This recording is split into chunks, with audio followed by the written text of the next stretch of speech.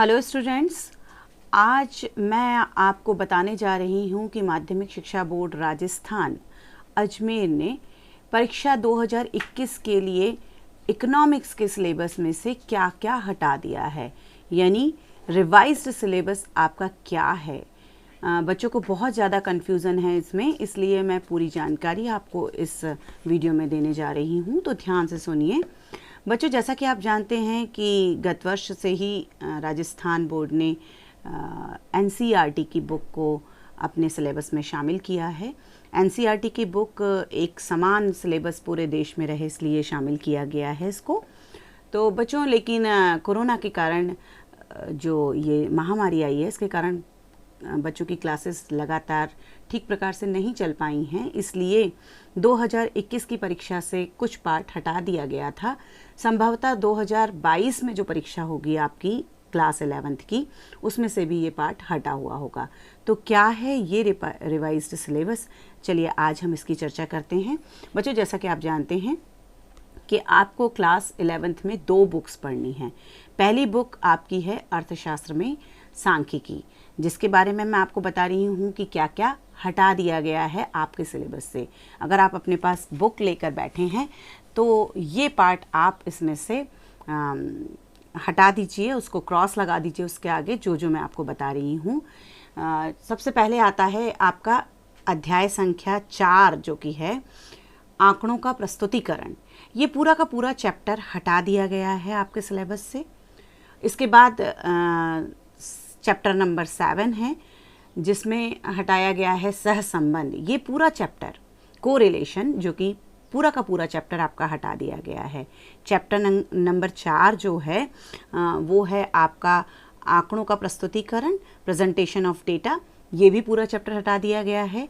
सहसंबंध भी पूरी तरह से हटा दिया गया है, यानी कोरिलेशन वाला जो चैप्टर नंबर 7 है, ये पूरा चैप्टर हटा दिया गया है। इसके बाद आता है सूचकांक। ये भी चैप्टर पूरी तरीके से हटा दिया गया है। सूचकांक इंडेक्स नंबर का जो एक चैप्टर था वो भी हटा दिया गया है, पूरा चैप्टर हटाया गया है। और इसके बाद आता है आपका सांख्यिकी विधियों के उपयोग। ये चैप्टर भी पूरी तरीके से हटा दिया गया है। इन चारों चैप्टर्स पर, chapter number 4, chapter number 7, chapter number 8 and chapter number 9 पर आप क्रॉस लगा दीजिए। ये इस वर्ष 2022 की परीक्षा में नहीं आने वाले हैं। अब हम आते हैं, दूसरा जो बुक आपकी चलेगी वो है भारतीय अर्थव्यवस्था का विकास। तो भारतीय अर्थव्यवस्था के विकास, जो कि भाग ब है, इसमें बहुत सारे चैप्टर पूरे नहीं हटाए गए हैं, उनके कुछ पार्ट हटाए गए हैं, तो कुछ चैप्टर पूरी तरह से हटा दिए गए हैं। तो सबसे पहला है जो यूनिट हैं, मैं आपको दिखा दूं। मैं इसमें 4 यूनिट हैं। जो पहली यूनिट है उसमें जो चैप्टर है, पहली यूनिट है विकास नीतियां और अनुभव 1947 से 1990। इसका जो चैप्टर है स्वतंत्रता की पूर्व संध्या पर भारतीय अर्थव्यवस्था, पूरा का पूरा चैप्टर ही डिलीट कर दिया गया है। ठीक है, तो बच्चों ये पूरा चैप्टर आपको नहीं पढ़ना है। इसके बाद आता है यूनिट नंबर 2, जो कि है आर्थिक सुधार 1991 से अब तक। इसमें काफ़ी सारी चीज़ों को शामिल रखा गया है। जो हटाया गया है वो है वैश्वीकरण। वैश्वीकरण ये चैप्टर आपका पूरी तरह से हट जाएगा। ठीक है, इसके साथ ही हटाया गया है सुधारकालीन भारतीय अर्थव्यवस्था एक समीक्षा। ये बुक का एक पार्ट है, तो चैप्टर नंबर 3 की बुक का एक पार्ट है जो कि हटाया गया है। एक तो वैश्वीकरण हटा दिया गया है इसमें से, और दूसरा हटाया गया है सुधारकालीन भारतीय अर्थव्यवस्था एक समीक्षा। तो जब आप बुक लेके बैठें तो पेज को देखिएगा, पेजेस खोल के देखिएगा, जहाँ से वैश्वीकरण शुरू हो रहा है वो हटाना है आपको, और साथ में सुधारकालीन भारतीय अर्थव्यवस्था एक समीक्षा, जिसमें कि बताया गया है कि इनके क्या क्या परिणाम हुए, जो उदारीकरण, निजीकरण और वैश्वीकरण हमने अपनाया था, वो जो इसका प्रभाव है वो हटा दिया गया है। फिर आता है आपका यूनिट नंबर 3, जैसा कि आपको दिख रहा है। यूनिट नंबर 3 में आता है चैप्टर नंबर 7, जो है रोजगार, समृद्धि, अनौपचारीकरण एवं अन्य मुद्दे। ये पूरा का पूरा चैप्टर हटा दिया गया है। जिसमें बेरोज़गारी से समस्या और की समस्या और विभिन्न प्रकार की बेरोज़गारियों वगैरह के बारे में बताया गया था। ये पूरा का पूरा चैप्टर आपका हट गया है इस साल के लिए। इसके बाद चैप्टर नंबर 9 आधारिक संरचना, ये भी पूरा चैप्टर आपका हट गया है, डिलीट कर दिया है राजस्थान बोर्ड ने अपने सिलेबस से, तो ये चैप्टर भी आपको बिल्कुल नहीं पढ़ना है। चैप्टर नंबर 9 पर्यावरणीय और धारणीय विकास, एनवायरनमेंट एंड सस्टेनेबल डेवलपमेंट, ये पूरा चैप्टर भी आपका हट गया है। ठीक है, तो चैप्टर नंबर 9 भी आपका हट जाएगा। तो इस तरीके से इस चैप्टर में बहुत थोड़ा कुछ आपको पढ़ने के लिए रह जाएगा, जो कि मैं आपको आगे बता रही हूँ कि आपको क्या क्या पढ़ना है। लेकिन अभी हम बात कर रहे हैं डिलीट क्या क्या कर दिया गया है सिलेबस से। अब हम आते हैं यूनिट 4 पर। यूनिट 4 में चैप्टर नंबर 10 है सकल घरेलू उत्पाद एवं क्षेत्रक। इसमें मानव विकास के संकेतक, विकास नीतियाँ, एक मूल्यांकन, ये पूरा पार्ट हटा दिया गया है। तो आप इसको चैप्टर में क्रॉस कर लीजिएगा, ये आपको नहीं पढ़ना है। पूरा चैप्टर नहीं हटाया गया है, ये कुछ पार्ट्स हटाए गए हैं, तो इस बात का ध्यान रखिएगा। ठीक है, अब हम आते हैं कि आपका जो माध्यमिक शिक्षा बोर्ड राजस्थान अजमेर परीक्षा 2021 के लिए जो उसने संशोधित पाठ्यक्रम प्रस्तुत किया है वो क्या है। नेचुरल सी बात है कि 2021 में जो पाठ्यक्रम संशोधित किया गया है वो 2022 की परीक्षा के लिए भी रहेगा। अगर कुछ चेंज होता है तो मैं उसे अपडेट कर दूंगी, पर अभी की जो बात कर रहे हैं अब तक हमारी परीक्षा में क्या क्या शामिल किया गया है। ध्यान रखना है कि आपकी ये परीक्षा सैद्धांतिक है, 3 घंटे 15 मिनट की होगी। प्रश्न पत्र 100 अंक का है, प्रश्न पत्र के लिए अंक 100 हैं और पूर्णांक 100 अंक का है। ठीक है, तो इसमें क्या क्या अब शामिल रह गया है। तो पहली इकाई जो कि हम अर्थशास्त्र में सांख्यिकी, जो पहली बुक है आपकी अर्थशास्त्र में सांख्यिकी, उसमें इकाई फर्स्ट है जिसका पहला चैप्टर जो आता है परिचय, जिसमें आपको क्या क्या पढ़ना है वो ध्यान रखेगा। अच्छा, वेटेज पे ज़रूर ध्यान दीजिएगा। 5 नंबर का ये पार्ट पूछा जाएगा। इसमें आएगा अर्थशास्त्र हम क्यों पढ़ते हैं, अर्थशास्त्र में सांख्यिकी का क्या महत्व है, सांख्यिकी क्या है और सांख्यिकी क्या करती है। ये क्वेश्चंस आपके शामिल हैं अभी भी सिलेबस में, जो केवल कितने नंबर के आने वाले हैं, 5 नंबर के आने वाले हैं। इसके बाद जो इकाई नंबर 2 है जिसमें पूछा गया है, जो हमारी इकाई नंबर 2 है उसके चैप्टर्स, इकाई नंबर 2 का हेडिंग है आंकड़ों का संग्रहण। उसमें क्या क्या शामिल है, प्रस्तावना शामिल है, आंकड़ों के स्रोत क्या हैं, यानी आंकड़े कहाँ से इकट्ठे किए जाते हैं, इसके बारे में आपसे पूछा जाएगा। फिर आता है हम आंकड़े कैसे संग्रहित करते हैं, ये भी पूछा जाएगा आपसे। बहुत सारे तरीके हैं जिसमें जो हम आंकड़ों का संग्रहण करते हैं वो कौन से सर्वेक्षण से कर रहे हैं या हम जो प्रश्नावलियां हैं उसके माध्यम से, ये आप डीप में पढ़ेंगे तो आपको पता चल जाएगा। फिर जनगणना तथा प्रतिदर्श सर्वेक्षण की विधियां क्या हैं, इसके बारे में आप पढ़ेंगे। प्रतिचयन और अप्रतिचयन त्रुटियां कौन सी होती हैं, भारत की जनगणना तथा राष्ट्रीय प्रतिदर्श सर्वेक्षण, इसके बारे में आप पढ़ेंगे। और ये जो ये पूरी इकाई है वो 7 नंबर की पूछी जाएगी। ठीक है, इसके बाद हम आते हैं इकाई नंबर 3 में, जो कि आपको पढ़ना है आंकड़ों का संगठन, इकाई का नाम है। इसमें आप प्रस्तावना के बारे में पढ़ेंगे। ये इकाई आपसे पूछी जाएगी, 8 नंबर का ये आने वाला है पार्ट। ठीक है ना, दिख रहा है आपको, ये 8 नंबर का आने वाला है। इसमें क्या क्या पूछा जाएगा, प्रस्तावना पूछी जाएगी। अपरिष्कृत आंकड़े कौन से होते हैं, आंकड़ों का वर्गीकरण किस प्रकार किया जाता है, चर कितने प्रकार के हैं, संतत चर और विविक्त चर क्या होते हैं, बारंबारता वितरण क्या है, द्विचर बारंबारता वितरण क्या होता है। ठीक है, 8 नंबर का है। ठीक है, इसके बाद आपका आता है इकाई नंबर 5, केंद्रीय प्रवृत्ति की माप। ये इस चीज़ पर आपको ध्यान देना है, केंद्रीय प्रवृत्ति की माप, ये जो है ये पूरा 25 मार्क्स का आने वाला है।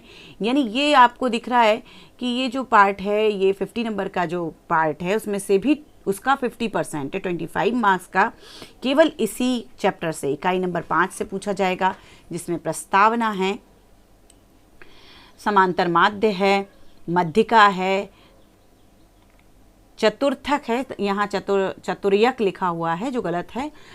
चतुर्थक है, बहुलक है, समांतर माध्य, मध्यिका और बहुलक की सापेक्षिक स्थिति है। ठीक है, तो आपको समांतर माध्य पढ़ना है, मध्यिका पढ़नी है, चतुर्थक पढ़ना है, बहुलक पढ़ना है। समांतर माध्य, मध्यिका और बहुलक आपस में किस तरह से एक दूसरे से रिलेट करते हैं, इसके बारे में आपको पढ़ना है। ठीक है, चैप्टर नंबर 6, इकाई नंबर 6 जो है वो क्या है आपकी, परिक्षेपण के माप, है ना। तो परिक्षेपण, डिस्पर्शन, इसके बारे में आपको पढ़ना है। इसमें आप पढ़ेंगे प्रस्तावना, मानों के प्रसरण पर आधारित माप के बारे में पढ़ेंगे और औसत से परिक्षेपण के माप, साथ में परिक्षेपण के निरपेक्ष और सापेक्ष माप के बारे में जानेंगे और लॉरेंज वक्र की रचना करना सीखेंगे। तो बच्चों ये जो पार्ट पूछा जाएगा ये आपका पूछा जाएगा 5 मार्क्स का। ठीक है, तो वेटेज आपको पता चल गया है कितने मार्क्स का क्या क्या पूछा जाने वाला है आपको, ये जो सांख्यिकी वाली बुक है इसमें से। अब हम आगे बढ़ते हैं, भाग ब जो कि भारतीय अर्थव्यवस्था का विकास है, इसमें से क्या क्या आपको आने वाला है। इकाई 1 की बात करें, विकास नीतियाँ और अनुभव, जिसमें जो कि आपके 10 नंबर की आने वाली हैं। विकास नीतियाँ और अनुभव, बस इतना ही आने वाला है। और अगर आप बात करते हैं कि इसमें से क्या क्या आने वाला है, तो वो है अध्याय 1 भारतीय अर्थव्यवस्था 1950 से 1990, पंचवर्षीय योजनाओं के लक्ष्य, कृषि, उद्योग और व्यापार, व्यापार नीति और आयात प्रतिस्थापन। व्यापार नीति में आयात प्रतिस्थापन के बारे में हम पढ़ेंगे। ये पूरा का पूरा पार्ट आपका आने वाला है, केवल 10 नंबर का आने वाला है। तो पंचवर्षीय योजनाएं और इनके लक्ष्य क्या हैं, इन सब के बारे में, कृषि क्षेत्र कैसे 1950 से 1990 की बात कर रहे हैं हम। ठीक है, ये आएगा 1950 से 1990 के बीच में। व्यापार नीति, आयात प्रतिस्थापन, ये सब आएगा। फिर आता है इकाई 2 की बात करते हैं हम, तो आर्थिक सुधार 1991 से आएगा इसमें। ठीक है, 1991 से क्या सुधार हुए हैं उसके बारे में हम पढ़ेंगे।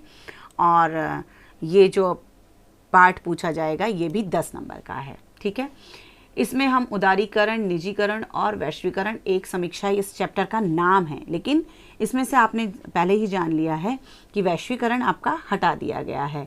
तो हम क्या क्या पढ़ेंगे, पृष्ठभूमि पढ़ेंगे, उदारीकरण पढ़ेंगे और निजीकरण पढ़ेंगे। ठीक है, क्या हटा दिया गया है आपका, इसमें से वैश्वीकरण हटा दिया गया और साथ में हमें जो समीक्षा थी वो वाला पार्ट भी हटा दिया गया है।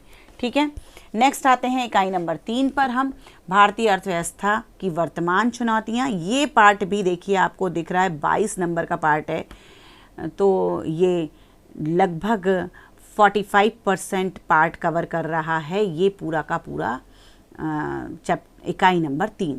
इसमें से क्या क्या आने वाला है, निर्धनता आने वाली है, पॉवर्टी आने वाली है, निर्धन कौन है, निर्धनों की पहचान कैसे होती है, भारत में निर्धनों की संख्या, ठीक है, ये किस तरह से निकाली जाती है, निर्धनता क्यों होती है यानी कारण, निर्धनता निवारण के लिए नीतियाँ, कार्यक्रम और निर्धनता निवारण कार्यक्रम, एक समीक्षा, ये सब कुछ आपसे पूछा जाएगा। ठीक है, और इसके बाद आता है आपका अध्याय 5 जो कि यूनिट 3 का ही एक पार्ट है, भारत में मानव पूंजी का निर्माण। मानव पूंजी क्या है, मानव पूंजी के स्रोत, मानव पूंजी और मानव विकास, भारत में मानव पूंजी निर्माण की स्थिति, शिक्षा पर सार्वजनिक व्यय में वृद्धि, भविष्य की संभावनाएं, ये सब कुछ पूछा जाना है, ध्यान रखना है आपको, इस पर टिक करना है राइट का। पहले जो रिलेटेड पार्ट था उस पर मैंने आपसे कहा था क्रॉस लगा दीजिए। ठीक है, फिर आता है ग्रामीण विकास, अध्याय नंबर 6। ये इसमें से क्या क्या पूछा जाने वाला है, ग्रामीण विकास क्या है, ग्रामीण क्षेत्रों में साख और विपणन सुविधाएं, कृषि विपणन व्यवस्था, उत्पादक विधियों का विविधीकरण, धारणीय विकास और जैविक कृषि, इस सब के बारे में पूछा जाएगा। बहुत सिंपल सा चैप्टर है, बहुत इजी हो गया है आपका सिलेबस, इसको पढ़ना बहुत कठिन नहीं है। तो ये अध्याय नंबर 6 भी रहेगा। अब हम आते हैं इकाई 4 पर।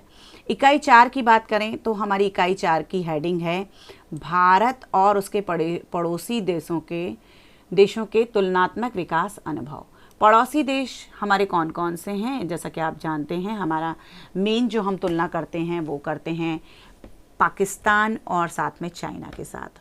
तो चाइना और पाकिस्तान के साथ हमारे जो तुलनात्मक अध्ययन हमें करना है कि उन्होंने किस तरह से विकास किया है अपनी अर्थव्यवस्था का, भारत ने किस तरह से किया है और साथ में चाइना ने किस तरह से किया है। तो इसके बारे में हम पढ़ेंगे विकास पथ, एक चित्रांकन और जनांकिकीय संकेतक। तो ये भी पूरा का पूरा पार्ट नहीं आने वाला है जैसा कि आपको दिख रहा है, और ये आ रहा है आपका 8 नंबर का आने वाला है। ठीक है, तो ये आपका पूरा सिलेबस हो गया। इसमें आपको क्या पढ़ना है क्या नहीं पढ़ना है इसके बारे में मैंने आपको बता दिया है, और उम्मीद है ये पूरा का पूरा आपको समझ में आ गया होगा कि क्या क्या आपको नहीं पढ़ना है। तो बच्चों जैसा कि आपको दिख रहा है जो हमें नहीं पढ़ना है चैप्टर इकाई 4 में वो है सकल घरेलू उत्पाद एवं क्षेत्रक। इसके बारे में हमें नहीं पढ़ना है कि पाकिस्तान का क्या है, कि चाइना का क्या है, भारत का क्या है।